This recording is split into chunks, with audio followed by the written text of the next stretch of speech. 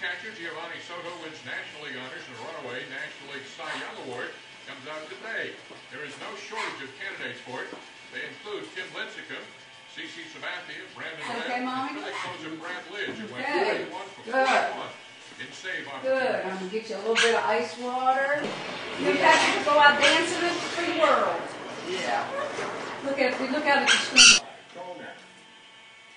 Be whoever you want to be at ESPNU with friends. Friends are cool.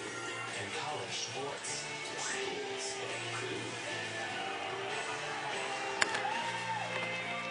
Reach for the stars, 'cause you just might touch them. Together there's nothing we can't do. ESPNU. Shaping the future.